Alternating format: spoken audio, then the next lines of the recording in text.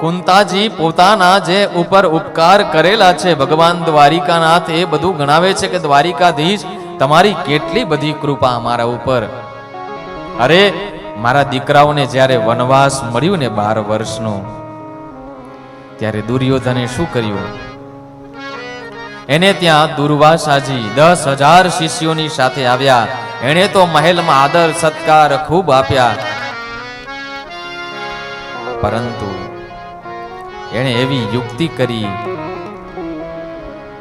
દુર્યોધન દુર્વાસાજીને કહે કે મહારાજ, મારે ત્યાં જેટલી કૃપા કરી છે ને, મારા બીજા ભાઈઓ પણ જંગલમાં રહે છે, વનમાં રહે છે.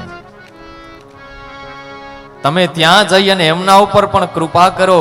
દુર્વાસાજી મહારાજ છે એ પોતાના 10,000 શિષ્યોની સાથે એ પાંડવોની પાસે આવે છે. પાંડવો તો વનવાસી હતા. એ સમયે એક નાનકડી ઝૂંપડી બાંધીને રહેતા હતા.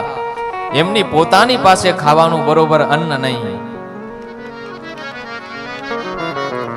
તો આ દુર્વાસાજીને શું જમાડે? બપોરનો સમય હતો. દ્રૌપદીજી પાસે અક્ષય પાત્ર હતું. નિયમ હતો કે બધાએ જમી લે, પછી એને સાફ કરી નાખે, પછી એનામાંથી કાંઈ મળે નહીં.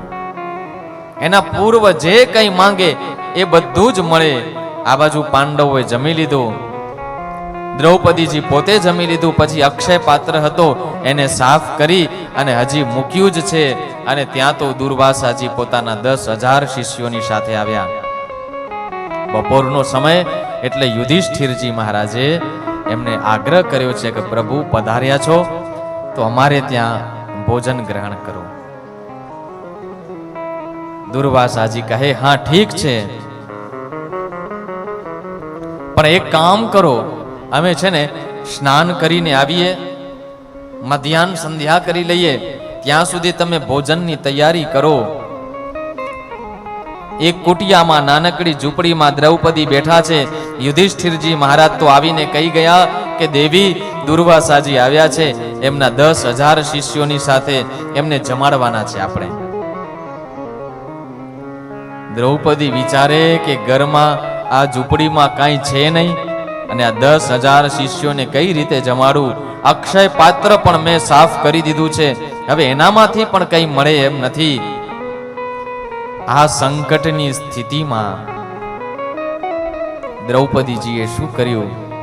પોતાની એ કુટિયામાં બેસી અને દ્વારકાનાથ એણે તમને યાદ કર્યા કે હે દ્વારિકાધીશ અમારી રક્ષા કરો, હે દ્વારિકાધીશ અમારી રક્ષા કરો. દ્વારકાનાથ એ સમયે દ્રૌપદીએ તમારા ચરણમાં એક તુલસીનું પત્ર મૂક્યું. તમે એ તુલસીનું પત્ર ગ્રહણ કર્યું, તમે આરોગી લીધું એ તુલસીનું પત્ર. અને જેમ જગતના જે ભૂખ્યા વ્યક્તિ હોય બધાયના પેટ ભરાઈ જાય, એમ દુર્વાસા અને એના 10,000 શિષ્યોના બધાયના પેટ ભરાઈ ગયા. એ ઓડકાર આવવા લાગ્યા.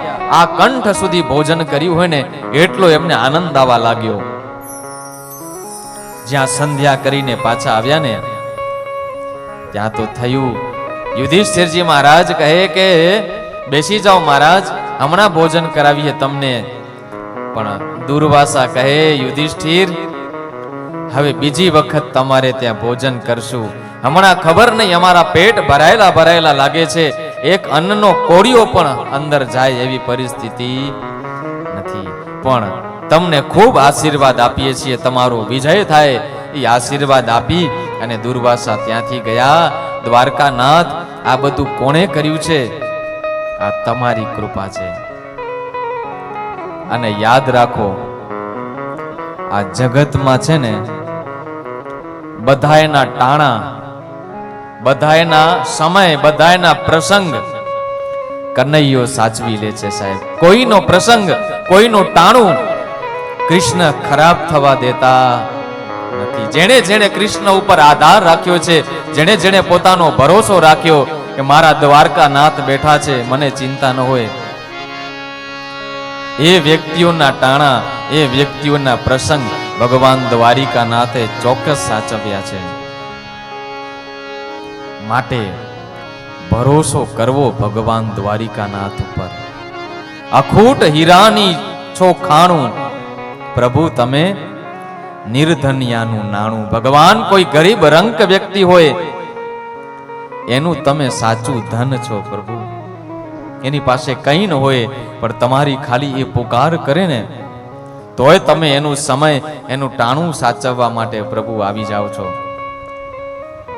માટે યાદ રાખો, જીવનમાં ક્યારેક એવી પરિસ્થિતિ બને કે આપણા પ્રસંગની અંદર એમ લાગતું હોય કે આ કેમ પૂરું થશે, કેમ પૂરું થશે. બહુ સંકટની સ્થિતિ હોય, એનામાંથી પાર થવાય આપણી શક્તિ, આપણી તાકાત બધી આપણે લગાવી દઈએ. આ જગતમાં કામ પછી આવીને કોણ કરે? કનૈયો કરી જાય સાહેબ, આપણને ખબર પણ ન હોય. અને ક્યારેય દ્વારકાનાથ આવી કામ કરી જાય આપણા બધાના. करते हो तुम कन्हैया और नाम मेरा हो रहा है.